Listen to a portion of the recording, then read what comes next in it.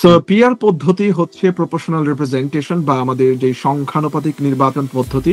এই অনিয়মগুলাই নিয়ম হয়ে গেছিল। বিগত 54 বছরে একটা আধিপত্যবাদ ছিল। আমরা যে বাইনারি দুটা দলের কথা সবসময় বলি, তারা কখনো এই প্রবাসীদের অধিকার নিয়ে কিন্তু কোনো কথা বলেনি। সংখ্যানুপাতিক নির্বাচন পদ্ধতি হচ্ছে যে আপনি আপনার দল বিএনপি যে এইসব জায়গায় নোট অফ ডিসেন্ট দিয়ে আগাচ্ছে, যত পার্সেন্ট ভোট পেয়েছে ওই ভোটের পার্সেন্টেজ অনুযায়ী যারা আসলে অত্যাচারিত হয়েছিল আওয়ামী লীগের আমলে, তাদের মধ্যে একটা সেলফ রিয়েলাইজেশন আসে। দ্বিমত আছে থেকেই কিন্তু আপনার বাংলাদেশের গণতন্ত্র আপনার প্র্যাকটিস এখন হচ্ছে বলে আমরা মনে করি, যেটা বিগত আপনার 15 বছর 4 মাসের যে ফ্যাসিবাদের আমলে ছিল না।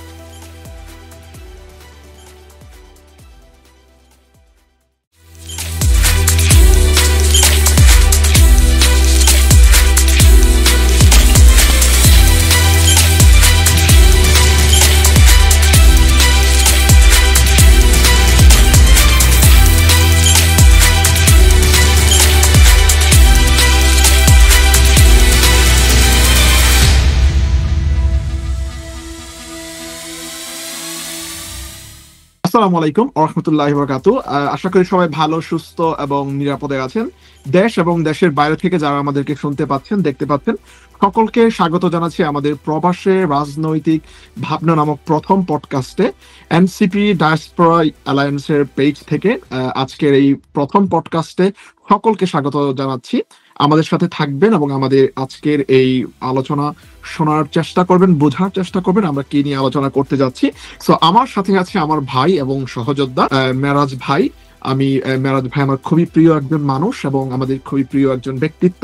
সো আজকে আমি ওনাকে আমার অতিথি হিসাবে আখ্যায়িত করব না এই কারণে, কারণ ভাই আজকে আমাকেও প্রশ্ন করতে পারবে। আমাদের মধ্যে একটা খুবই ফ্রেন্ডলি একটা কনভারসেশন আমরা চেষ্টা করব বিল্ড আপ করার জন্য, যেই কনভারসেশনের মধ্যে আজকের পডকাস্টের প্রথম অতিথি হওয়ার পরেও ভাই আমাকে আজকে প্রশ্ন করবে এবং আমিও ভাইকে প্রশ্ন করব। আমাদের মধ্যে আজকের এই প্রথম আলোচনা হবে একদম ভেরি ফ্রেন্ডলি কনভারসেশন, যে উনি এতদিন ধরে ইউকেতে আছে, কিভাবে উনি এনসিপির মধ্যে যুক্ত হলো এবং ওনার এনসিপির পথ চলাটা কোন জায়গা থেকে শুরু হলো, ওই জিনিসগুলির জানার মাধ্যমে আজকে আমরা আলোচনা শুরু করবো। মেরাজ ভাই, আপনি কেমন আছেন? একটু কাইন্ডলি বলবেন প্লিজ। আসসালামু আলাইকুম হিমেল ভাই। ওয়ালাইকুম আসসালাম ওয়া রাহমাতুল্লাহ। খুব ভালো লাগলো আপনার এখানে আপনার এই পডকাস্টে জয়েন করতে পেরে। যে পডকাস্টের মাধ্যমে আমরা কথা বলবো, আমরা কিছু রাজনৈতিক আলাপ করবো, এটা শুনেও আমি এক্সাইটেড এবং ভালো লাগলো আপনাদের সাথে জয়েন হয়ে। এনসিপির সাথে আমাদের যাত্রা, আসলে আমার যাত্রা যেটা 24 জুলাইয়ের যে অগস্টের যে ব্যাপারগুলা খুব ক্লোজলি ফলো করছিলাম। এর আগে আসলে অনেক বছর ইউকেতে থাকাতে বেসিক্যালি আমরা অনেকটা রাজনৈতিক বিমুখ হয়ে গেছিলাম। আমরা বাংলাদেশের রাজনীতি নিয়ে অত মাথা ঘামাতাম না। একদম একদম হ্যাঁ, এটাই ছিল। কিন্তু অনেক যারা আমরা বাইরে আছি, কারণ আমরা ধরেই নিছি দেশ এভাবে চলবে, দেশের আর কোনো আশা নেই, ভরসা নেই। যখনই দেশে ঘুরতে যেতাম আমরা দেখতাম প্রচুর অনিয়ম, দুর্নীতি এখানে সেখানে।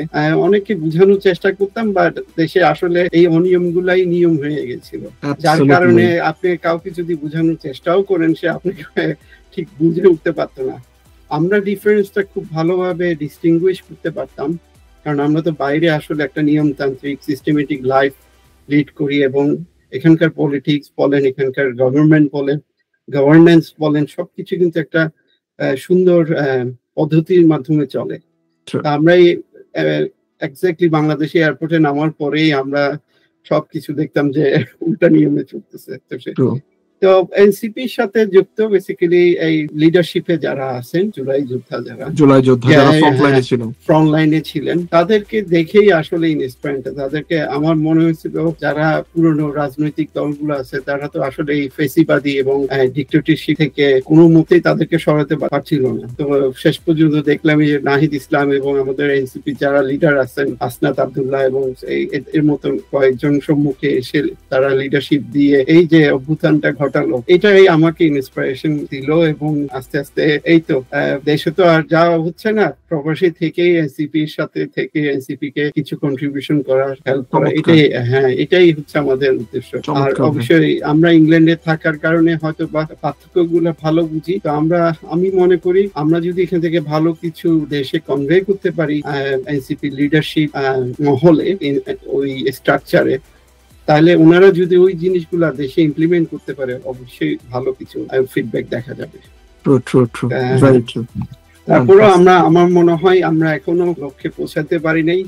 অনেক কিছু বুঝার আছে, অনেক কিছু দেখার আছে, যুদ্ধ এখনো শেষ হয়নি। আসলে আমাদের বাংলাদেশের মধ্যে তো ধরেন বিগত 54 বছরে একটা আধিপত্যবাদ ছিল, রাজনৈতিক যে আধিপত্যবাদ। তো সেই জায়গা থেকে এই তরুণ এবং এই তারুণ্যের যে নতুন রাজনৈতিক দল, ওনারা যে আপনার রোজ ফ্রম দি রেভেলেশন, সো ওনাদের সামনে অনেক চ্যালেঞ্জ আছে। এবং আপনাদের মতো যারা, আমি বলবো যে দেশপ্রেমিক আছেন, যারা দেশের বাইরে আছেন, তাদের যে মেধা, যে প্রজ্ঞা, দেশের প্রতি যে অগাধ ভালোবাসা, বিশ্বাস এবং জুলাইয়ের প্রতি যে দায় এবং দরদ, সেই জায়গা থেকে যে আপনারা ওদের প্রতি সম্মান ভালোবাসা দিয়ে সেই জায়গা থেকে যে পাশে থাকার জন্য চেষ্টা করতেছেন, এত ব্যস্ত জীবন থেকেও সময় বের করে চড়া দামের সময় কিনে নিয়ে যে আপনারা জুলাই যোদ্ধাদের পাশে থাকার যে প্রত্যয় ব্যক্ত করেছেন, আমি মনে করি যে এটা অন্যতম দেশপ্রেমের মানে নজির হয়ে থাকবে, আমি ব্যক্তিগতভাবে মনে করি। এবং এর জন্য এই তরুণ প্রজন্ম এই প্রবাসী যোদ্ধাদেরকে সবসময় মনে রাখবে। এবং এরই দরুন কিন্তু এই নতুন যে রাজনৈতিক দল এনসিপি, ন্যাশনাল সিটিজেন পার্টি, আপনি জানেন যে ওরা কিন্তু ফ্রন্ট লাইন থেকে ওরা একদম ভয়েস রেস একদম চরম ভাবে কিন্তু ওনারা প্রবাসীদের ভোটাধিকার নিয়ে কাজ করতেছে, যেটা বিগত দিনে, বিগত 54 বছরে অন্যান্য যে গতানুগতিক ট্রেডিশনাল আমাদের রাজনৈতিক দল ছিল, তারা কিন্তু কখনোই এমন ভাবে আওয়াজ তুলতে পারে নাই যেটা আমাদের এই নতুন এনসিপি থেকে আপনার তোলা হয়েছে। তো ডেফিনেটলি আমাদের এটা একটা বড় প্লাস পয়েন্ট, কারণ এনসিপি যারা লিডারশিপে আছেন, যেমন এনসিপি দল গঠনের সময় আমি দেখলাম তারা আমাদের বর্তমান চাহিদাগুলো বুঝতে পারছে। আমরা যারা প্রবাসে আছি, শুধু দেশের চাহিদা না, দেশে তো অবশ্যই একটা নতুন বন্দোবস্ত দরকার, কিন্তু আমাদের পুরনো যে ট্রেডিশনাল রাজনৈতিক দলগুলা, আমরা যে বাইনারি দুইটা দলের কথা সবসময় বলি, তারা কখনো এই প্রবাসীদের অধিকার নিয়ে কিন্তু কোনো কথা বলেনি। আমার বুদ্ধি হয়েছে পর্যন্ত আমি কখনো দেখিনি প্রবাসী ভোট নিয়ে এত সোচ্চার হয়ে কোনো দল কোনোদিন কথা বলতে, কোনো দল কথা বলে না। একদম আমি ফার্স্ট দেখলাম এনসিপি এবং এনসিপির লিডারশিপে স্ট্রেট ওয়ে এবং টপ লেভেল থেকে তারা এটা বারবার সোচ্চার হয়ে এটার জন্য দাবি জানাচ্ছে। ইভেন ইলেকশন কমিশনে গিয়ে তারা এটা নিয়ে যথেষ্ট পরিমাণ প্রেশার ক্রিয়েট করছে, এবং এর মাধ্যমে আমার মনে হয় শেষ পর্যন্ত ইভেন ইন্টারিম গভর্নমেন্ট তো আসলে মোটামুটি ঘোষণাই দিয়ে দিল যে হ্যাঁ, প্রবাসীরা ভোট দিতে পারবে। হ্যাঁ, এবং আমরা হয়তো বা পোস্টাল ভোটের দিকে আগাচ্ছি। তো এবং আমি দেখতে পাচ্ছি এনসিপি কিন্তু আসলে পোস্টাল ভোটের পদ্ধতি কি হবে, কেমনে ভোট দিবেন, ইভেন কিভাবে নিবন্ধন করবেন, এই ব্যাপারগুলো নিয়েও কাজ করছে। এইগুলো খুবই পজিটিভ ব্যাপার। এবং আমার মনে হয় এনসিপি যে আসলে প্রবাসীদের ইনপুট থাকতে পারে এবং ফিডব্যাক থাকতে পারে, এটা যে তারা কাউন্ট করছে, এটাও কিন্তু একটা বিশাল ব্যাপার। কারণ আমাদের দেশে তো বুঝেনি, বাকি অন্যদের বুদ্ধি নিতে সাধারণত তারা চায় না। এনসিপির এই জিনিসটা আমার খুব ভালো লাগছে যে তারা বাইরে থেকেও ফিডব্যাক নিতে এবং যে কোনো প্রস্তাব নিতে প্রস্তুত। সেটাই, একদম একদম একদম। ভোটের ব্যাপারে আমার একটা কোশ্চেন ছিল, পিআর পদ্ধতি, এটা তো অনেকেই বুঝতে পারছে না দেশে আসলে পিআর পদ্ধতিতে কি হবে। আপনার কি মনে হয়, আসলে আপনার কি মনে হয় এই পিআর পদ্ধতিতে যদি যাই আমাদের সুবিধা কি, অসুবিধা কি, এবং আসলে আপনি কি একটু আমাকে বুঝাতে পারেন কিভাবে পিআর পদ্ধতিটা কাজ করবে? আচ্ছা, ইনশাআল্লাহ, অবশ্যই আমি চেষ্টা করবো আমার জায়গা থেকে, মানে আমি যতটুকু জানি বুঝি ওই জায়গা থেকে আমি আপনার এই প্রশ্নের ক্লারিফিকেশন দেওয়ার চেষ্টা করব। সো পিআর পদ্ধতি হচ্ছে প্রপোর্শনাল রিপ্রেজেন্টেশন বা আমাদের যে সংখ্যানুপাতিক নির্বাচন পদ্ধতি। আপনি জানেন যে বর্তমানে বাংলাদেশের মধ্যে ফার্স্ট পাস দি পোস্ট বা এফপিটিপি বর্তমান এই পদ্ধতিতে বিগত 54 বছর ধরে নির্বাচন হয়ে আসছে আমাদের বাংলাদেশের মধ্যে, যে একটা এলাকা থেকে একজন ব্যক্তি সর্বোচ্চ ভোট যিনি পাবে ওই ব্যক্তিকে ওই এলাকা থেকে নির্বাচিত হিসেবে ঘোষণা করবে। আমরা তো ধীরে ধীরে নির্বাচনের দিকে আগাচ্ছি এখন, তো বেশ আলোচিত হচ্ছে। আজকে ইভেন বিএনপি ওইটা নিয়ে কথা বলছে এবং তারা এটাতে রাজি না। কেমনে আমরা সাধারণ মানুষের কাছে বোধগম্য হয়ে পৌঁছে দিতে পারবো? আচ্ছা, এই ব্যাপারটা যদি আপনি একটু একদম সরল ভাবে আপনি যদি একটু এক্সপ্লেইন করেন। আচ্ছা, আমি যদি একদম সরল ভাবে আপনার এই প্রশ্নের উত্তর দেই, আমি যদি একদম লং না করে, সেটা হচ্ছে সংখ্যানুপাতিক নির্বাচন পদ্ধতি হচ্ছে যে আপনি আপনার দল যত পার্সেন্ট ভোট পেয়েছে ওই ভোটের পার্সেন্টেজ অনুযায়ী আপনি জাতীয় নির্বাচনের মধ্যে আপনি আসন সংখ্যা পাবেন। ফর এক্সাম্পল ধরেন যে আপনি ছোট একটা রাজনৈতিক দল এবং আপনি টোটাল ভোটের 1% আপনি ভোট পেলেন, পুরা বাংলাদেশের মধ্যে 1% ভোট পেলেন। সো যদি আপনার দল 1% ভোটও পায়, তারপরও আপনি টোটাল 300 আসনের মধ্যে 3টা আসন পাবেন। যদি আপনার দল 10% ভোট পায়, তারপরও আপনার দল টোটাল 300 আসনের মধ্যে 30টা আসন পাবে। এটা হচ্ছে একদম সরলীকরণ একটা প্রশ্নের উত্তর। বর্তমানে বাংলাদেশের মধ্যে যে নির্বাচন পদ্ধতি আছে, ফার্স্ট পাস দি পোস্ট বা FPTP, এর মাধ্যমে যদি কেউ আপনার নির্বাচন করে বা এই পদ্ধতিতে বিগত 54 বছর ধরে বাংলাদেশের মধ্যে নির্বাচন হয়ে আসছে, আপনারা জানেন এই পদ্ধতির মধ্যে হচ্ছে যে একজন ব্যক্তি এক এলাকা থেকে সর্বোচ্চ ভোটের মাধ্যমে নির্বাচিত হয়ে আসবে। ওই ব্যক্তির চেয়ে যিনি একটা ভোট কম পাবে ওই ব্যক্তি পরাজিত। ওনার ওই ভোটের কোনো দাম নাই। ওনাকে যে এত হাজার মানুষ এন্ট্রাস্ট করছে, ধরেন ফর এক্সাম্পল যে ব্যক্তি পরাজিত হয়েছে উনি হয়তোবা 20,000 ভোট পাইছে, আর যেই ব্যক্তি জয়ী হয়েছে উনি হয়তোবা 21,000 ভোট পাইছে।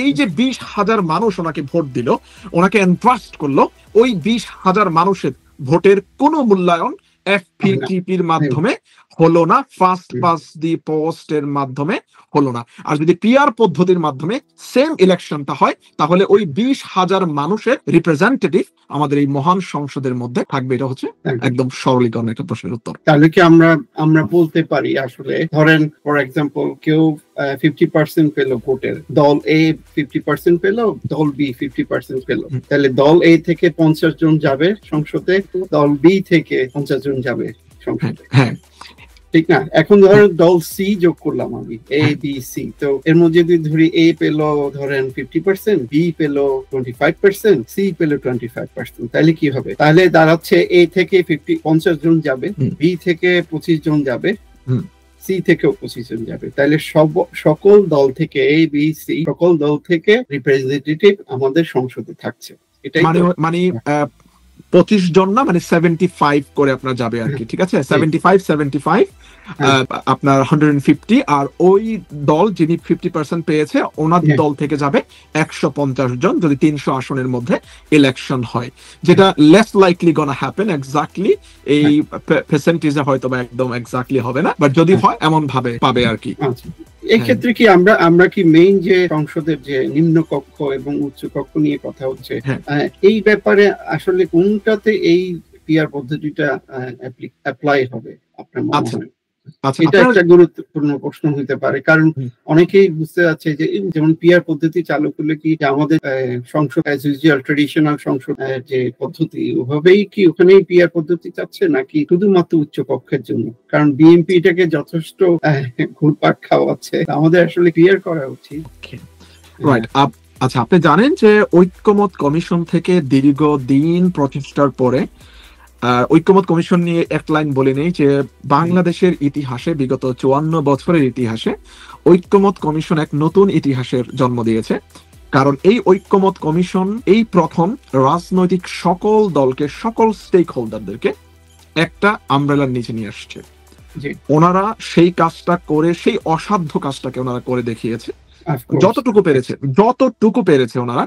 ডেফিনেটলি অনেকের মধ্যে দ্বিমত আছে, এবং দ্বিমত আছে দেখেই কিন্তু আপনার বাংলাদেশের গণতন্ত্র আপনার প্র্যাকটিস এখন হচ্ছে বলে আমরা মনে করি, যেটা বিগত আপনার 15 বছর 4 মাসের যে ফ্যাসিবাদের আমলে ছিল না। সেই আমলে কারোর সাথে কারো সংলাপ হয় নাই, সেই আমলে কারোর সাথে কারো কোনো ডায়লগ হয় না, আপনি জানেন। এই কাজটা কিন্তু ঐক্যমত কমিশন থেকে খুব চমৎকার ভাবে ওনারা করতে পেরেছে বলে আমি মনে করছি। হ্যাঁ, এটা ঠিক, একদম আপনার সাথে আমি একমত।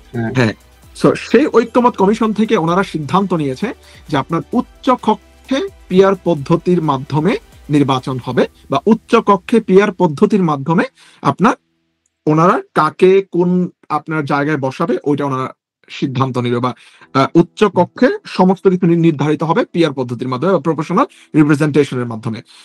এখন বিএনপি ওই জায়গার মধ্যেও কিন্তু নোট অফ ডিসেন্ট দিয়েছে। এখন note of dissent I think আপনি জানেন, বাট আমাদের বাংলাদেশে এই শব্দের মানে কিন্তু অনেকেই জানে যে নোট অফ ডিসেন্ট বলতে কি।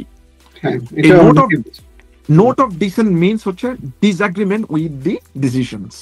তার মানে হচ্ছে বিএনপি এই যে সিদ্ধান্ত ঐক্যমত কমিশন থেকে হলো, প্রায় মোটামুটি সকল রাজনৈতিক দল এই বিষয়ের সাথে একমত যে উচ্চ কক্ষে আপনার পিয়ার পদ্ধতির মাধ্যমে আপনার রিপ্রেজেন্টেটিভ নির্ধারিত হবে। সেই জায়গার মধ্যে বাংলাদেশের অন্যতম একটা বড় রাজনৈতিক দল বিএনপি ওনারা কিন্তু নোট অফ ডিসেন্ট দিয়েছে। তার মানে ওনারা ওর মধ্যে অনৈক্য এবং ওনারা একমত না। সেই জায়গা থেকে আপনি বিএনপি ওই জায়গায় যেহেতু একমত না এবং অন্যান্য রাজনৈতিক দল কিন্তু নিম্ন কক্ষের মধ্যে আপনার পিয়ার পদ্ধতি চাচ্ছে। বিশেষ করে আমি যদি বলতে চাই যে আপনার জামাতে ইসলাম সহ গণ অধিকার পরিষদ সহ অন্যান্য যে রাজনৈতিক দল আছে ওনারা কিন্তু নিম্ন কক্ষের মধ্যেও যাচ্ছে। মূলত যদি পিয়ার পদ্ধতিতে নির্বাচন নিম্ন কক্ষের মধ্যেও হয়, সেই পার্সেন্টেজটা আপনার অ্যাপ্লাই হবে যে বাংলাদেশের প্রত্যন্ত অঞ্চল থেকে শুরু করে সকল ধর্ম বর্ণ সকল রাজনৈতিক দল, যেটা ছোট রাজনৈতিক দল, ওই রাজনৈতিক দল চাইলেও তার একটা বা তিনটা রিপ্রেজেন্টেটিভ আপনার চাইলে সে মহান জাতীয় সংসদের মধ্যে পাঠাতে পারবে, যেটা আমি মনে করি যে সংসদের মধ্যে একটা চমৎকার ভার্সেটাইল একটা সাম্যের একটা সংসদ তৈরি করবে বলে আমি ব্যক্তিগতভাবে। সবার যদি একজন রিপ্রেজেন্টেটিভ সংসদে থাকে তাহলে সবারই সবগুলা দলের একজন কিছু কিছু ফিডব্যাক থাকলো, এটা খুবই একটা সুন্দর একটা পরিবেশ ক্রিয়েট হতো। কিন্তু আপনি বলতে চাচ্ছেন বিএনপি তাহলে নোট অফ ডিসেন্ট দিয়ে এটা কি আসলে জনগণ বুঝতে পারছে? মানে বিএনপি যে এইসব জায়গায় নোট অফ ডিসেন্ট দিয়ে আগাচ্ছে, এটার মানে কি দাঁড়াচ্ছে? এটার মানে দাঁড়াচ্ছে তারা disagreement with the decisions, disagreement with decision. তাইলে আমাদের এই যে জুলাই ঘোষণা বা সনদ বা এই যে আলোচনা, ঐক্যমতে আলোচনা, সংস্কার কিভাবে আগাচ্ছে? তাইলে সেটাই তো আমরা তো ব্যক্তিগতভাবে সেই আলোচনাটাই প্রথম থেকে করে আসছি যে এই চমৎকার একটা পরিবর্তনের পরে 5 তারিখের পরে আমাদের বাংলাদেশে যেই একটা পরিবর্তন, এই তরুণ এবং এই তারুণ্য তাদের প্রাণকে উৎসর্গ করে বাংলাদেশের মধ্যে ফ্যাসিবাদ বিতাড়িত করার মাধ্যমে নিয়ে আসছে, সেই বাংলাদেশের মধ্যে এই চমৎকার সংস্কারকে বাধাগ্রস্ত করার অন্যতম বড় রাজনৈতিক দল হচ্ছে বিএনপি। বিএনপি সমস্ত মৌলিক সংস্কারের মধ্যে দ্বিমত পোষণ করেছে। বিএনপি অনেক ঐক্যের সংস্কারের মধ্যে নোট অফ ডিসেন্ট দিয়ে রেখেছে, অনেক সনদ হয়ে যাবে সেই জায়গার মধ্যে ওনারা অনেক ধরনের সংস্কারের মধ্যে নোট অফ ডিসেন্ট দিয়ে রেখেছেন। সুতরাং এই ওয়ার্ডগুলি এই ওয়ার্ডগুলির মিনিং কি, ওইটা আমাদের প্রত্যন্ত অঞ্চলের যে রাজনৈতিক বোদ্ধারা আছে ইউনিয়ন পর্যায়ে, জেলা পর্যায়ে, রিজিওনাল পর্যায়ে, ওনারা হয়তোবা জানে না, যার কারণে ওনারা আসলে ওই অনুযায়ী রিয়াক্ট করতে পারতেছে না। বাট এটা কিন্তু বিএনপি করতেছে। বিএনপি কিন্তু সব জায়গার মধ্যে নোট অফ ডিসেন্ট দিয়ে রাখছেন। আমার যেটা মনে হয় হিমেল ভাই, আমাদের জনগণ এখন আগের থেকে অনেক সচেতন। তো এখানে একটা কালচার আমি দেখতে পাচ্ছি পুরানো রাজনৈতিক দলের ভিতরে, বিএনপি সহ। অবশ্যই বিএনপির কথা এখানে উল্লেখ করতে হয়, সে যেহেতু বড় একটি রাজনৈতিক দল এবং সেই আসলে অনেক কিছুতে এই যে নোট অফ ডিসেন্ট দিয়ে বসে আছে। দ্যাট মিনস তারা চাচ্ছে না যে সংস্কার হোক। এটা কি তারা যে 31 দফা দিল বা তারা যে এসব দিল, এটা আসলে কি দাঁড়াচ্ছে? তাদের আসলে উদ্দেশ্য কোথায়? এবং আরেকটা ব্যাপার আমি বারবার খেয়াল করছি যে তারা বুঝাতে চাচ্ছে জনগণ সংস্কার বুঝে না, জনগণ উচ্চ কক্ষ বুঝে না, জনগণ পিয়ার পদ্ধতি বুঝে না। তার মানে হচ্ছে তারা কি জনগণকে এখনো অন্ধকারে রাখতে চায়? তারা কি আসলে জনগণকে এক্সপ্লেইন করতে চায় না এই পদ্ধতিগুলো যদি চালু হয় বাংলাদেশের জন্য আসলেই ভালো হবে? আপনার কি মনে হয়? আচ্ছা, ওনারা তো এটা হচ্ছে ওনাদের ব্যক্তিগত মতামত যে জনগণ পিয়ার পদ্ধতি বোঝে না। আমি মনে করি যে এই প্রজন্ম অনেক ভালো বোঝে রাজনীতি, যেই প্রজন্মকে আমরা এক ধরনের মানে অবহেলা করেছি, যে প্রজন্মকে নিয়ে এক ধরনের আমরা মকারি করেছি, যে এই প্রজন্ম হয়তোবা টিকটকের প্রজন্ম,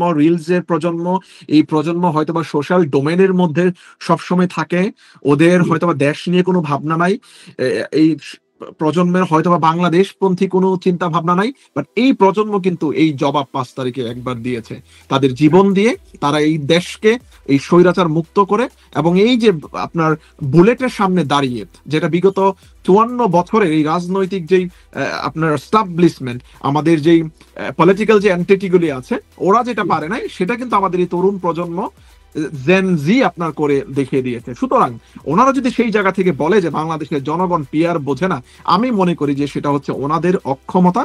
ওনারা বাংলাদেশের মানুষকে, ওনারা বাংলাদেশের যেই ওনাদের সাপোর্টার আছে আমি বলবো, বা বাংলাদেশের আপামর জনতা আছে, ওনাদেরকে ওনারা চাচ্ছে আপনার অন্ধকারের মধ্যে রাখার জন্য। ওনারা চাচ্ছে না এগুলি বোঝানোর মাধ্যমে ওনাদের যেই গোপন রহস্যগুলি আছে, যে এগুলি যদি মানুষ বুঝে যায় তাহলে বাংলাদেশের মানুষ এগুলির পক্ষে স্ট্যান্ড নিয়ে নিবে।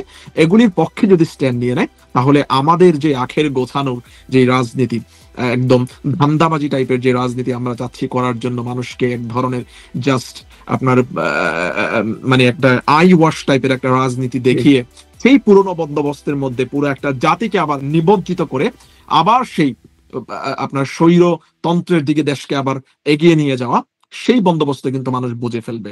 সুতরাং ওনারা কোনোভাবেই জনগণকে সেই এক্সপ্লেনেশন দিবে না, আমি বিশ্বাস করি।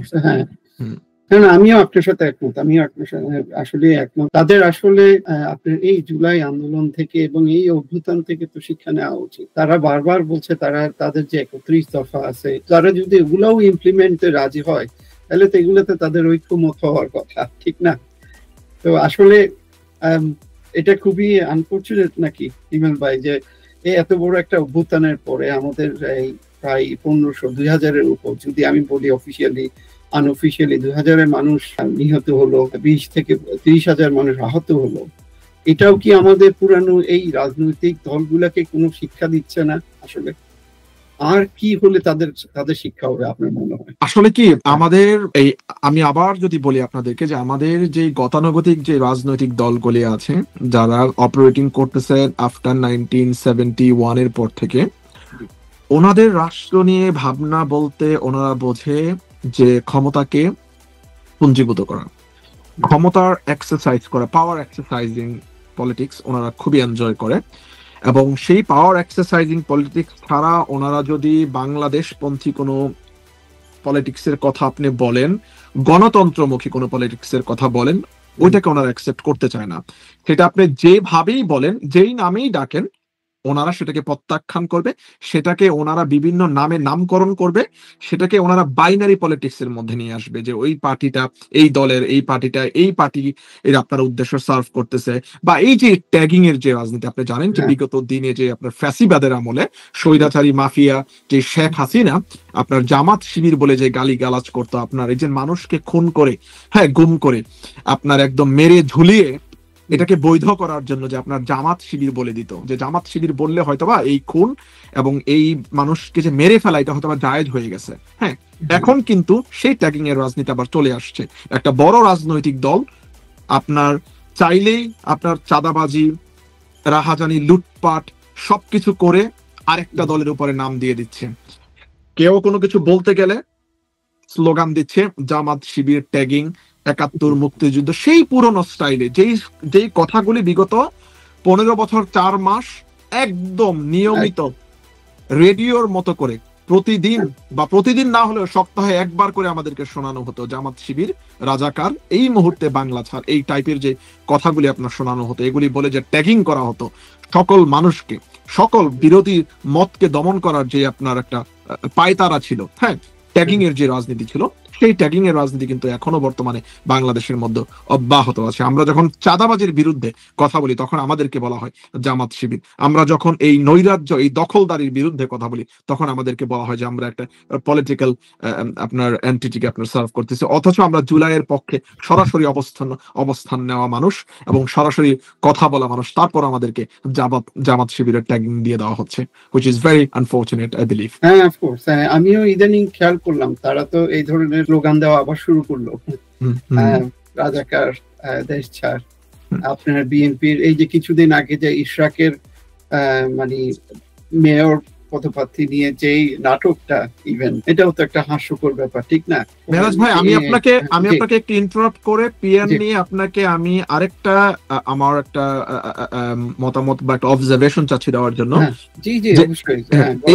এই যে আমরা বলি যে আপনার পিআর বা ধরেন এই জুলাই গণ অভ্যুত্থানের পরে আমাদের যে মূল ভাবনা, সেটা হচ্ছে বাংলাদেশের মধ্যে একক আধিপত্যবাদ থাকতে পারবে না। এটা হচ্ছে নাম্বার ওয়ান।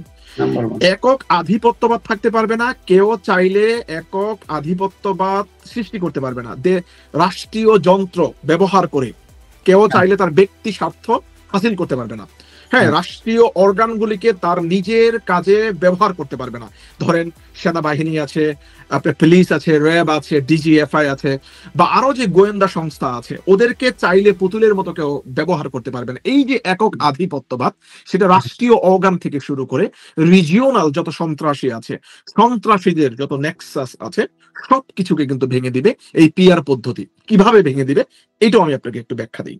ধরেন আপনি সারা বছর আপনি ক্যাম্পেইন করলেন লাইলি আপার, ঠিক আছে, লাইলি আপার ক্যাম্পেইন করলেন সারা বছর, যে আপনি ওনার চামচামি করলেন, ওনার পক্ষে ন্যারেটিভ দাঁড় করাইলেন, ওনার পাপকে আপনি বৈধতা দিলেন, ঠিক আছে। পিআর এর মাধ্যমে যদি বাংলাদেশের মধ্যে নির্বাচন হয়, তাহলে ওই পিআর পদ্ধতির পরে আপনি দেখবেন যে মজনু চাচা নির্বাচনের পরে আপনার এলাকার এমপি হয়ে আসছে। তার মানে কি হলো, ওই যে আপনার লাইলি আপার যে নেক্সাসটা ছিল ওই এলাকার মধ্যে, যে সন্ত্রাসীদের যে নেক্সাসটা ছিল, এই যে চোরে চোরে যে একটা মাসতুতো ভাই হয়ে গেছিল, ডাকাতে ডাকাতে যে একটা মাসতুতো ভাই হয়ে গেছিল এলাকার মধ্যে, ওইটা কিন্তু ভেঙে যাবে। ওই নেক্সাস কিন্তু কাজ করবে না। ওই নেক্সাস যদি আপনার কাজ করেও একটা নির্দিষ্ট সময়ের পরে হয়তো ওই নেক্সাসের মধ্যে একটা ঐক্য আসবে। সো ওই সময়টা কিন্তু, ওই সময়ের মধ্যে যদি চায় আপনার স্থানীয় প্রশাসন কাজ করার জন্য, কাজ করে কিন্তু ওই নেক্সাসটা ভেঙে দিতে পারবে। সুতরাং পিআর পদ্ধতি একক আধিপত্যবাদ রুখে দেওয়ার জন্য অন্যতম মাধ্যম হতে পারে বলে আমি মনে করি। এট দ্য সেম টাইম আপনি যে আমাদের কনস্টিটিউশন আছে, এই কনস্টিটিউশনের বিভিন্ন ধরনের যে কাটছাঁট, যে পরিবর্তন, আপনি জানেন যে স্বৈরাচারী শেখ হাসিনা তার আমলে কিন্তু বাংলাদেশের মধ্যে যে আপনার রেফারেন্ডাম, যে গণভোটের পর্যন্ত কিন্তু নিয়ম আমাদের এই কনস্টিটিউশন থেকে উনি কিন্তু বাদ করে দিয়েছেন। কনস্টিটিউশনের মধ্যে যদি এই রেফারেন্ডাম থাকতো, তাহলে কিন্তু আমরা রেফারেন্ডাম আপনার করতে পারতাম। সুতরাং এই যে আপনার ব্যক্তি প্রয়োজনে যার যখন মন চায় কনস্টিটিউশনের মধ্যে হাত দেওয়া, এটাও কিন্তু থাকবে না যদি আপনার পিআর পদ্ধতির মাধ্যমে বিভিন্ন রাজনৈতিক দল থেকে যখন আপনার স্টেক হোল্ডার চলে আসবে জাতীয় সংসদের মধ্যে, তখন কিন্তু সকলের ঐক্যের মাধ্যমে একটা সরকার গঠন হবে। এবং সকলে যখন দেখবে যে একক আধিপত্যবাদ চলে আসছে, তখন কিন্তু ওই ছোট স্টেক হোল্ডার গুলি যারা আছে, ওরা কিন্তু চাইলে ওই মূল দল থেকে ডিটাচ হয়ে ওই দলকে দুর্বল করে দিতে পারবে। এটাই হচ্ছে পিআর এর মূল ভাবনা। অফকোর্স, হ্যাঁ, থ্যাংক ইউ হিমেল ভাই। আমি আপনার কথা থেকে বেশ ক্লিয়ার। আসলে বাংলাদেশে খুবই খুবই খুবই প্রয়োজন এই ধরনের একটা চেক এন্ড ব্যালেন্স তৈরি হওয়া। আদারওয়াইজ এভাবে প্রত্যেকবার একটা দল একচ্ছত্রভাবে আসে এবং তাদেরকেই আসলে ইউজ করে আপনার এই যে মাফিয়া চক্র, সন্ত্রাসী চক্র এবং যে সিন্ডিকেট, এগুলা গড়ে ওঠে। এবং এদের আলটিমেট রেজাল্ট হচ্ছে বাজারে যান, যেখানেই যান আপনি এদের এই যে রাজনৈতিক ছত্রছায়ায় থাকা সিন্ডিকেট, মাফিয়া এবং সন্ত্রাসীরা, এরাই বাংলাদেশকে মানে একটা ক্যাপচার করে রেখেছে। তো ইনশাল্লাহ আমরা দেখি। আসলে আমার মনে হয় আমরা আমাদের এই পিআর পদ্ধতির জন্য সোচ্চার হওয়া উচিত।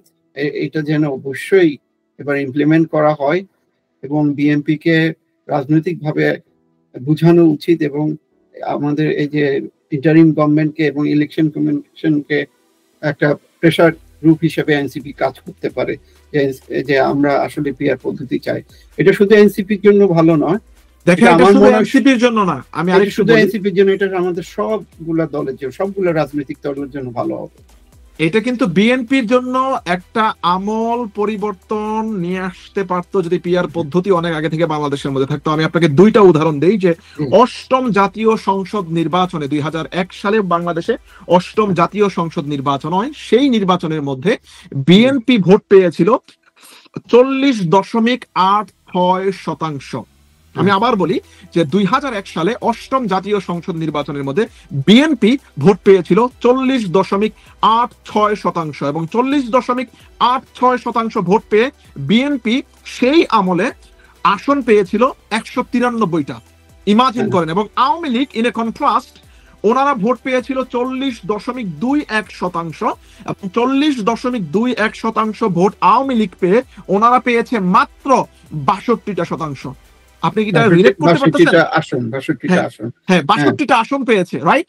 সো এক দল ভোট পাইলো 40%, আসন পায় মাত্র 62টা, আরেক দল অনলি 40%, 40.86% ভোট পায়া আসন পেয়ে যায় 193টা।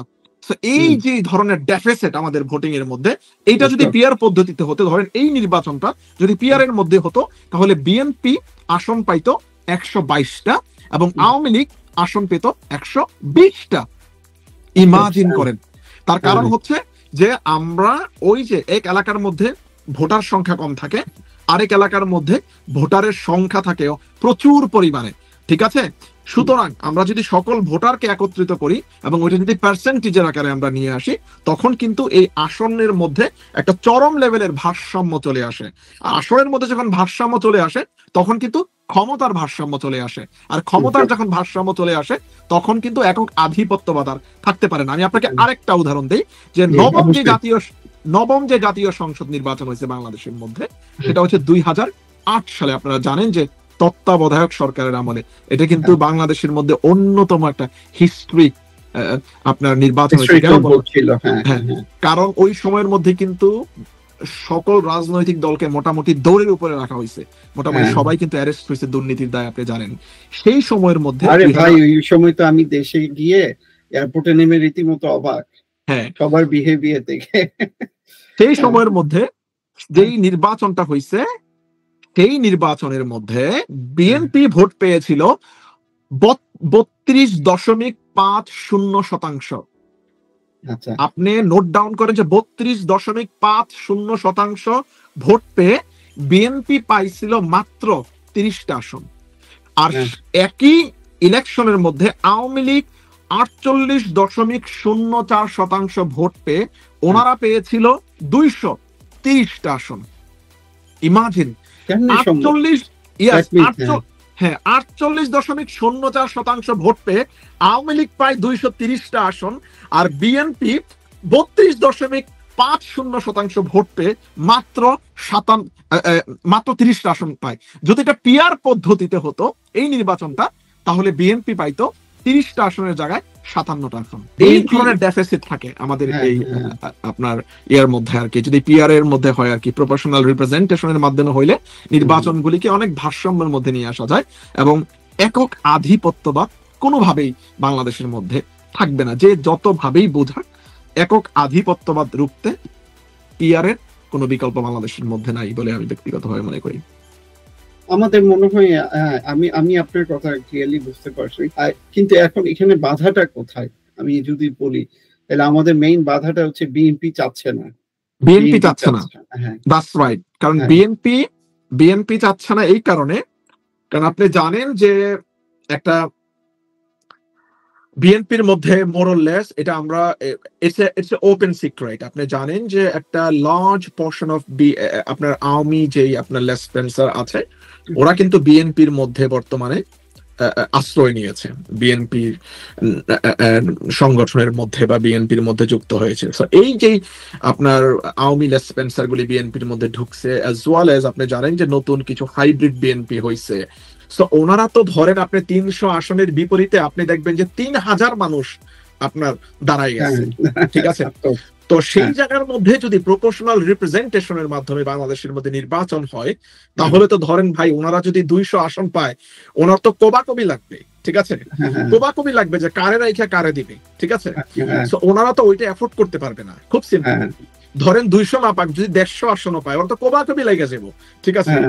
ওই যে এফোর্ড করতে পারবে না, কারণ চেইন অফ কমান্ড নাই বর্তমানে। একটা চাঁদাবাজি শুরু হয়েছে, রাহাজানি শুরু হয়েছে, এইটাই ওনারা বন্ধ করতে পারতেছে না। এই কোবাকবি যদি আপনার লাইগা যায়, তাহলে ওনারা এটা কিভাবে ট্যাকেল দিবে? সুতরাং ওনারা যেহেতু এটা ট্যাকেল দিতে পারবে না, ওনারা কোনোভাবেই পিআর পদ্ধতির মধ্যে নির্বাচনে আসবে না। তাহলে ওনাদের এই যে বিশাল সংখ্যক যে আপনার অতি বিএনপি হয়ে গেছে ওনাদের দলের মধ্যে, ওদেরকে দেওয়ার মতো কিছুই থাকবে না। দুঃখজনক। এটাই বোধহয় তাদের চিন্তার কারণ। কিন্তু দিন শেষে তো ভাই সেই আবার যেই লাউ সেই কদু। তাইলে আমরা যে এতগুলা মানুষ রক্ত দিল, অভ্যুত্থান দিল, এটার মূল্য তাহলে বিএনপি কি দিচ্ছে না? বিএনপি তো দিচ্ছে না। আমরা তো সেটাই বলতেছি, আমরা তো সেই ভাবনাটুকুই আমরা তুলে ধরার চেষ্টা করতেছি আমাদের যে বাংলাদেশের মানুষকে। এই সিদ্ধান্ত নিবে বাংলাদেশের মানুষ যে বাংলাদেশের মানুষ কি যোগ্য ভোটার হতে চায় কিনা। বাংলাদেশের মানুষ কি 54 বছর পরে যে এই যে এক রক্তাক্ত গণ অভ্যুত্থানের পরে বাংলাদেশের মানুষ কি যোগ্য ভোটার হতে চায় কিনা, আপনি যোগ্য প্রার্থী নির্বাচন করার আগে যোগ্য ভোটার হতে হয় আপনাকে আগে, ঠিক আছে? কারণ বাংলাদেশের মানুষ এখনো যে সেই প্রতীক দেখে ভোট দেয়, সেই প্রতীক দেখে যদি আপনি ভোট দেন সেটা আপনার অযোগ্যতা, সেটা তো কোনো মানুষের অযোগ্যতা না। এই গণ অভ্যুত্থানের পরেও যদি একটা ফেসিবাদ বিদায় নেওয়ার পরে প্রায় 1400 মানে ডকুমেন্টেড 1400 মানুষ এবং আনডকুমেন্টেড আপনি জানেন যে মোর দেন 2000 মানুষের প্রাণের বিনিময়ে, এই তাজা তরুণ যোদ্ধাদের প্রাণের বিনিময়ে 40,000 মানুষের অঙ্গহানির বিনিময়ে আমরা পেয়েছি এই রক্তাক্ত বাংলাদেশ 2। সেই বাংলাদেশ 2 এর মধ্যে যদি আপনারা যোগ্য ভোটার না হতে পারেন সেটা তো আপনাদের ব্যর্থতা, সেটার দায় নতুন প্রজন্ম জেন জি কেন নিবে? সেই দায় আপনাদের, সেই জবাব আপনারা আপনাদের সন্তানদেরকে দিবেন, সেই জবাব আপনারা আপনাদের যে পরবর্তী প্রজন্ম আছে ওদেরকে দিবেন, এবং আপনাদের যে পরবর্তী প্রজন্ম আছে ওই প্রজন্ম আপনাদের কাছে জবাব চাবে। কারণ এই প্রজন্ম ফ্যাসিবাদ থেকে আপনাদেরকে মুক্ত একটা বাংলাদেশ 2 উপহার দিয়ে গেছে। সেই মুক্ত বাংলাদেশ 2 যদি আপনারা প্রোটেক্ট না করতে পারেন, the liability lies on you guys. Very simple. Even 5ই অগস্ট আমার এখনো চোখে ভাসে যখন বিএনপি নেতা রিজভী, এনি এবং আন্দালি পার্থ তারা যখন জেল থেকে বের হয়ে আসছে, তারা কিন্তু এই জেনজিকেই ধন্যবাদ জানাচ্ছিল তখন, এবং তারা দেখতে পাচ্ছিল হ্যাঁ একটা নতুন বাংলাদেশ তারা মনে। কিন্তু আজকে এই 1 বছর পরে এসে তাদের সবার কথার সুর এবং মানে তাদের কথার যে অঙ্গভঙ্গি এনসিপির প্রতি এবং এই তরুণ রাজনীতিবিদ বা তরুণ যে লিডারশিপ এবং তরুণ যে উপদেষ্টারা আছে তাদের প্রতি যে কথাবার্তা গুলা, সেগুলোও তো চেঞ্জ হয়ে গেছে। খুবই আনফর্চুনেট এই ব্যাপারগুলা। তারা একটা বছরের মধ্যেই পুরো ব্যাপারটা ভুলে গেল, ঠিক না ভাই? আপনি যদি ধরেন আন্দালিব রহমান পার্থের কথা যদি বলি তো লং স্টোরি বলা হয়ে যাবে। তো আমি যদি ছোট করে ওনাদের এই শুনি আজকে আমরা যেহেতু আড্ডা দিতে বসছি একটু বলেন। আমি যদি আন্দালিব রহমান পার্থের কথা বলি, আমি ব্যক্তিগতভাবে চাইছিলাম ওনাকে নিয়ে একটু আলোচনা করার জন্য। সো আজকের এই পডকাস্টের মধ্যেই বলি যে ব্যক্তি আন্দালিব রহমান পার্থকে আমি ব্যক্তিগতভাবে খুবই পছন্দ করতাম, আমি ব্যক্তিগতভাবে, কারণ ওনার সেই লাস্ট যে আপনার জাতীয় সংসদের মধ্যে, মহান সংসদের মধ্যে উনি যে সিনা টান টান করে যে বক্তব্য উনি বাংলাদেশের মানুষকে উনি শুনিয়েছিলেন, যে দরবেশ বাবার গল্প উনি শুনিয়েছিলেন, এবং আমাদের যেই আপনি জানেন যে আমাদের যে শেয়ার মার্কেটের যে কেলেঙ্কারিকে উনি চমৎকার ভাবে আর্টিকুলেট করেছিলেন, সেই কথা কিন্তু এখনো বাংলাদেশের মানুষ মনে রাখে, এবং সেই কথার জন্য কিন্তু এই ব্যারিস্টার আন্দালিব রহমান পার্থকে মানুষ কিছুদিন আগ পর্যন্ত ভালোবাসছে।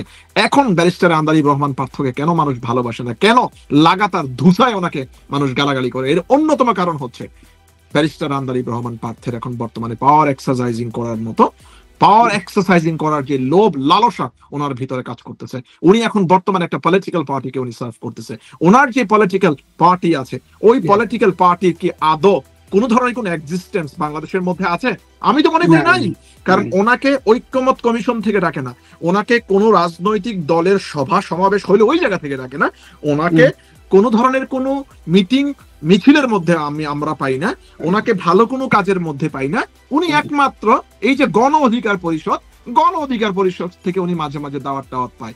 তো এই যে ওনার আপনার ডিমোশন হইছে বাংলাদেশের মধ্যে, হয়তো ওই যে নূরের সাথে তার বোধহয় একটা ভালো আন্ডারস্ট্যান্ডিং আছে আগে থেকে, যার কারণে ওখান থেকে কিছু দাওয়াত পায়। অ্যাবসলিউটলি উনি তারেক রহমানের কথাগুলিকে একদম চমৎকার ভাবে, কারণ বিএনপির মধ্যে তো আমি মানে উইথ ডিউ রেসপেক্ট, আমি তো সেই রকম মানুষ আসলে আমি দেখি না, হয়তো আমার মানে দেখার মধ্যে ভুল থাকতে পারে, বাট আমি দেখতাম যে উনি যখন বিএনপির মধ্যে একজোটের মধ্যে ছিল উনি চমৎকার ভাবে বিএনপির পক্ষ থেকে কথা বলতো।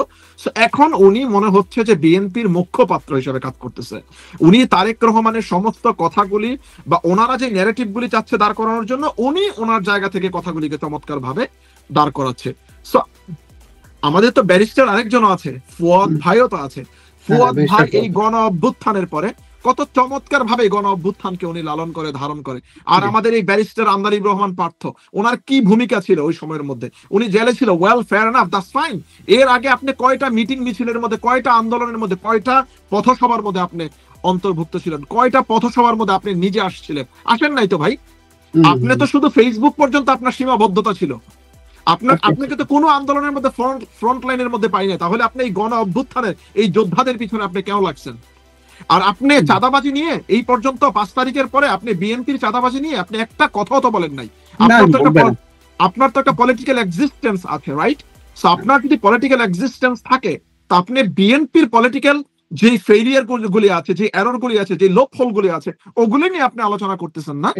এটা ভাই, এটা আমাদের বাংলাদেশের সবচেয়ে বড় প্রবলেম। যেই দল করে সেই নিজের দলের কোনো ভুলই দেখে না। এটা একটা ওদের মানে সবার অভ্যাস বাংলাদেশে, যে সেলফ ক্রিটিসিজম এবং নিজের ভুলগুলা দেখার মতন, যে মানে নিজের চেহারা নিজে আয়না দেখার মতন যে ব্যাপারটা, সেই ব্যাপারটা টোটালি বাংলাদেশে কোনো পলিটিক্যাল পার্টির মধ্যে নেই। এবং এই কালচারটার কারণেই আমাদের, তারা নিজেরা যে শুদ্ধি হওয়া বা তারা গিয়ে তাদের লিডারশিপকে যে কারেক্ট করা, এই ধরনের কোনো কালচারই কখনো বাংলাদেশে ক্রিয়েট হয়নি। এটা একটা বড় ফেইলিয়ার বাংলাদেশ রাজনীতির গত 50 বছরে। তো আমার ধারণা ছিল, এই যে দেওয়ালে যে আপনার জেনজিরা লেখালেখি করলো এবং এবার যে অভ্যুত্থান হলো, আমার মনে ছিল যে অন্তত বিএনপি এবং আমাদের যে যারা আসলে অত্যাচারিত হয়েছিল আওয়ামী লীগের আমলে, তাদের মধ্যে একটা সেলফ রিয়েলাইজেশন আসবে। কিন্তু তার কোনো বিন্দুমাত্র আমি দেখতে পাচ্ছি না গত 1 বছরে। উল্টা আরো দিন যত যাচ্ছে, তারা নির্বাচনের জন্য কোনো সংস্কার না করেই যেন তেন ভাবে একটা নির্বাচন দিয়ে ক্ষমতায় আসার জন্য পাগল হয়ে গেছে। এবং যখনই আপনি বিএনপি কে অপোজ করতেছেন অথবা বিএনপি কোনো ভুল ধরছেন, এসে আপনি বিএনপির মোটামুটি শত্রুতে পরিণত হবেন। এটাই হয়ে গেছে ব্যাপার। কিন্তু আমরা তো চাচ্ছি আপনার ভুল ধরাই দিচ্ছি, আপনি নিজে শুদ্ধ হন। আপনি খুব সুন্দর বলছেন যে আন্দালি পাত্র, বিএনপি যে এতগুলো চাঁদাবাজি সন্ত্রাসীর সাথে জড়িত গত 1 বছর, তার কিন্তু একবার কোনো কমেন্ট নাই। একটা কথাও তো বলে নাই। এই যে পাথর দিয়ে থেতলে যে মানুষ মেরে দিল, উনি কি একটা কমেন্ট করছে ওনার ফেসবুকের মধ্যে? তখন কিন্তু ফেসবুকে কোনো স্ট্যাটাস নেই, দেয় নাই তো, রাইট? তারপরে এই যে আপনার মানে এই যে বিএনপির যে প্রায় প্রতিদিন কবাকবি হয় ওনাদের মধ্যে, যে আপনার দখলদারি নিয়ে, এটা নিয়ে, ওইটা নিয়ে, কই উনি তো একটা কথাও তো বলে নাই। উনি তো ভাই বাংলাদেশের মধ্যে রাজনীতি করে, তাহলে রাজনীতি করলে আপনি এই ধরনের অসঙ্গতিগুলি নিয়ে আপনি কেন কথা বলেন না? আপনি কথা বলতেছেন কি, একজন 2টা মন্ত্রণালয়ের দায়িত্বে থাকা একজন মন্ত্রী এক জায়গার মধ্যে খাবার না পেয়ে ওয়েস্টার্নের মধ্যে যাওয়ার কারণে ওইটাকে নিয়ে আপনি মকারি করতেছেন। ভাই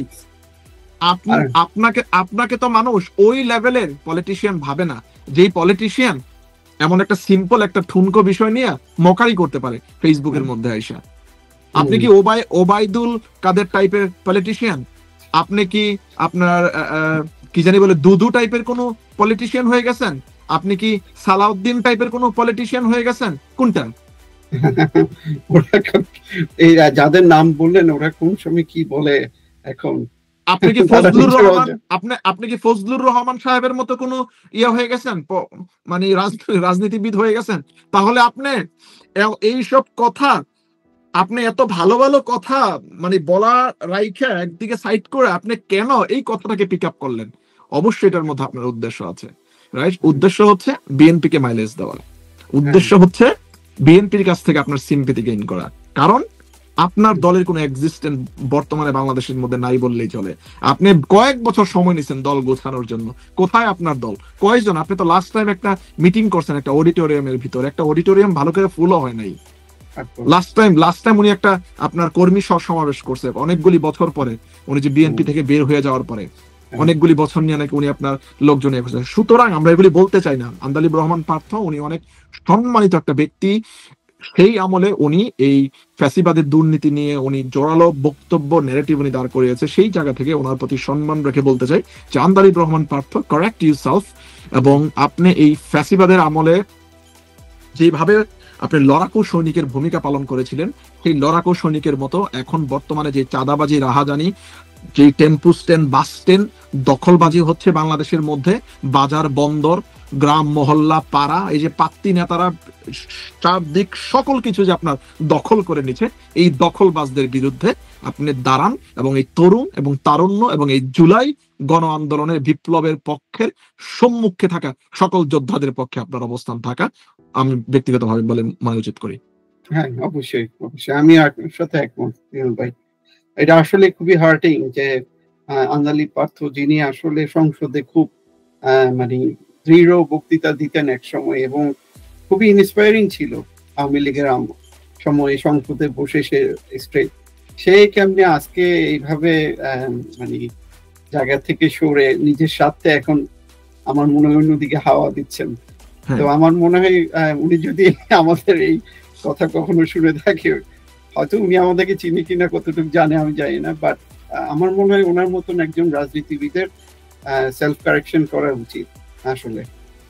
তো যাই হোক, ইনশাল্লাহ আমরা দেখবো। আমরা যদি এখন পিআর পদ্ধতি নিয়ে তো আলাপ করলাম, এর থেকে সরে গিয়ে আসলে আমরা না, আমার ভালোই লাগছে ইমন ভাই যে আমাদের এই যে রাজনৈতিক ভাবনাটা মানে আড্ডায় পরিণত হয়েছে। যাক, আপনি তো আমাকে অনেক প্রশ্ন করলেন, ঠিক আছে, এবং আপনি আজকে আমার প্রবাসী রাজনৈতিক ভাবনার পডকাস্টের প্রথম গেস্ট ছিলেন এবং as I said and explained earlier যে আজকের আমাদের এই আলোচনাটা খুবই ফ্রেন্ডলি একটা আলোচনা ছিল এবং এই আলোচনার মধ্যে হয়তোবা আমার বা আমাদের এই আলোচনার গেস্ট যিনি হোক, যারাই হোক, ওনারা আমাদেরকে প্রশ্ন করতে পারেন বা আমাকে প্রশ্ন করতে পারবে এবং আমরা খুবই খোলাখুলি ভাবে আলোচনা করব এবং সেই প্রশ্নের উত্তর দেওয়ার চেষ্টা করব। এবং আমি শুধু প্রশ্ন করবো, আরেকজন উত্তর দিবে এমন হবে না, আমাকেও প্রশ্ন করতে পারবে, আমার জায়গা থেকে আমি যতটুকু জানি সেই প্রশ্নের উত্তরগুলি দিব। সো আপনাকে আমার প্রশ্ন ছিল মেরাজ ভাই যে আপনি পিআর পদ্ধতিতে আলোচনা নাকি? হ্যাঁ, পদ্ধতিটা, আমাদের আলোচনার পদ্ধতিটা হচ্ছে পিআর পদ্ধতিতে, সবাই কথা বলতে পারবে। পিআর পদ্ধতিতে আপনি আমাকে অনেক প্রশ্ন করলেন, ঠিক আছে। এখন আপনি আমাকে বলেন যে পিআর পদ্ধতি নিয়ে আপনার মনে যে প্রশ্নগুলি ছিল, এই প্রশ্নগুলির কি আমি উত্তর দিতে পেরেছি কিনা, আপনি কি মোটামুটি ক্লিয়ারিফাইড কিনা, are you satisfied on my answer? না, আমি তো অবশ্যই স্যাটিসফাইড ভাই। আমি বুঝতে পারলাম যে এখন আমাদের সামনে আমি যে আপনার কথাগুলো খুবই ক্লিয়ার। আসলে আমাদের সোজা কথা হচ্ছে এখানে আগে যেটা দেখা যেত আসন ভিত্তিতে যে ভোট, সংসদের আমাদের যে গত 50 বছরের ভোটের সিস্টেম, সেখানে একটা দল একচ্ছত্র ভাবে ক্ষমতায় চলে যেত আসনের ভিত্তিতে, মানে সে কতটি আসন পেল ওই ভিত্তিতে। এখন যেটা হবে, আপনার ভোটের, আপনি আসলে টোটাল ভোটের কত পার্সেন্টেজ, মানে শতকরা কত ভাগ ভোট আপনি ধরেন, আপনি ঢাকা থেকে ঢাকা থেকে যদি এখন আমরা চিন্তা করি 3 জন প্রার্থী দাঁড়াচ্ছে 3 পার্টি থেকে, তারা কতটুকু পার্সেন্টেজ পেল, ওই অনুযায়ী ওই ঢাকায় 1 আসন বা ঢাকা 2 আসন থেকে ওই অনুযায়ী তার রিপ্রেজেন্টেটিভ সংসদে থাকবে। এখন ঠিক আমি যদি ঠিক মতো বলে থাকি, আচ্ছা, রিপ্রেজেন্টেটিভ থাকবে বলতে ধরেন ওইটা তো ওর দল ডিফাইন করবে, মূলত হচ্ছে যে ওরা কোনো ব্যক্তিকে ভোট দিবে না, ওরা মূলত দলকে ভোট দিবে, ঠিক আছে, দলকে ভোট দেবে এবং দল তখন ডিসাইড করবে যে কাকে কোন এলাকার মধ্যে অ্যাসাইন করবে, কাকে মূলত কোন এলাকার মধ্যে অ্যাসাইন করবে, যদি ওইটা আপনার নিম্ন কক্ষের মধ্যে পিআর পদ্ধতি থাকে। যেহেতু বর্তমানে ঐক্যমত কমিশন থেকে শুধু সিদ্ধান্ত হয়েছে যে আপনার যে উচ্চ কক্ষের মধ্যে পিআরটা অ্যাপ্লাই করা হবে, নিম্ন কক্ষের মধ্যে এখনো কোনো আলোচনা হয় নাই, যদিও রাজনৈতিক বাকি যে দলগুলি আছে ওনারা চাচ্ছে যে নিম্ন কক্ষের মধ্যে পিআর পদ্ধতি আসুক। তো এটা হয়তো আলোচনার বিষয় যে এটা কিভাবে হতে পারে। সো যদি এমন কিছু হয়, ডেফিনেটলি আমি ব্যক্তিগতভাবে এটাকে সাধুবাদ জানাই এবং এটা হওয়া উচিত। এর মাধ্যমে একক আধিপত্যবাদ রুখে দেওয়া যাবে বাংলাদেশ থেকে এবং আদারওয়াইজ হয়তো আমাদের বাংলাদেশ সেই পুরনো ধাঁচে আবার ফিরে যাওয়ার সম্ভাবনা আছে। একটা রাজনৈতিক দল তার পরিবারতন্ত্র কায়েম করতে পারবে, সে তার একক আধিপত্যবাদ সৃষ্টি করতে পারবে, তার মন মতো চাইলে সবকিছু করতে পারবে। এটা নিয়ে আরেকদিন আলাপ করতে হবে ভাই, যে পরিবারতন্ত্র। আমার তো মনে হয় বাংলাদেশের একটা বড় রাজনৈতিক সমস্যা হচ্ছে এই পরিবারতন্ত্র। এটা নিয়ে একদিন আমাদের আলোচনায় বসা উচিত। অ্যাবসলিউটলি ইনশাআল্লাহ আমরা এই বিষয় নিয়ে আলোচনা করব। সো মেরাজ তাসিন ভাই, থ্যাংক ইউ ভেরি মাচ। আমি আশা করি যে আপনার যেই প্রশ্নগুলি ছিল, প্রপোর্শনাল রিপ্রেজেন্টেশন বা পিআর পদ্ধতি, যেটা বর্তমানে বাংলাদেশের মধ্যে অন্যতম বার্নিং একটা কোয়েশ্চেনস, আপনার সেই প্রশ্নের উত্তরগুলি আশা করি আমি দিতে পেরেছি এবং আপনাকে স্যাটিসফাই করতে পেরেছি, এবং আপনার প্রশ্নের উত্তর দেওয়ার মাধ্যমে আশা করি আমাদের যারা দর্শক ছিল দেশ এবং দেশের বাইরে থেকে যারা আমাদেরকে দেখবে, পরবর্তীতে শুনবে, সকলের প্রশ্নের যে উত্তর, আশা করি সেই প্রশ্নের উত্তরগুলি আমরা দিতে পেরেছি। এবং আজকের আমাদের এই প্রথম পডকাস্টের প্রবাসের রাজনৈতিক ভাবনার অতিথি হিসেবে আপনি ছিলেন, এবং আপনাকে পেয়ে আমি ব্যক্তিগতভাবে খুবই আনন্দিত। আপনি আমার অন্যতম প্রিয় একজন মানুষ, ভাই এবং আমার সহযোদ্ধা NCP. So thank you once again for joining with us today, এবং আপনার মূল্যবান সময় দেওয়ার জন্য এবং আপনার যেই ইনসাইটস আমাদের সাথে শেয়ার করার জন্য, এবং আপনার এনসিপির যাত্রা এবং কিভাবে আপনি এটার সাথে সম্পৃক্ত হলেন সবকিছু শেয়ার করার জন্য। তারুণ্যের এই দলের সাথে থাকবেন আশা করি, এবং আপনার যে মেধা, যে প্রজ্ঞা, আপনার যে রাজনৈতিক এক্সপিরিয়েন্স আছে, সবকিছু দিয়ে এই তরুণ এবং এই তারুণ্যের নতুন যে রাজনৈতিক দল ন্যাশনাল সিটিজেন পার্টি, ওদেরকে আপনি সহযোগিতা করবেন বলে আমি ব্যক্তিগতভাবে মনে করি, এবং সেই আশা এবং প্রত্যাশা নিয়ে আমার জায়গা থেকে আমি শেষ করছি। আপনার যদি কিছু বলার থাকে দর্শকের উদ্দেশ্যে বলতে পারেন। Thank you very much. ধন্যবাদ কিমেল ভাই, আমারও খুব ভালো লাগলো আপনার সাথে আজকে রাজনীতি। অবশ্যই আপনিও আমার একটা প্রিয় সহযোদ্ধা এবং প্রিয় পার্সন। আপনার এনসিপি প্রবাসী যে ইউকে ডায়াসপোরা এলিয়েন্স আছে, আপনার অবদান মারাত্মক ভাবে আমি দেখতে পাচ্ছি সবকিছুতে। আপনি আপনার ইনশাআল্লাহ আমরা উইল ওয়ার্ক টুগেদার, ইনশাআল্লাহ উইল ওয়ার্ক টুগেদার, আমরা এখান থেকে এগিয়ে যাব ইনশাআল্লাহ। Thank you very much. Thank you very much. So we're going to wrap up, inshallah. Thank you very much for watching us. Assalamu alaikum wa rahmatullahi wa barakatuh.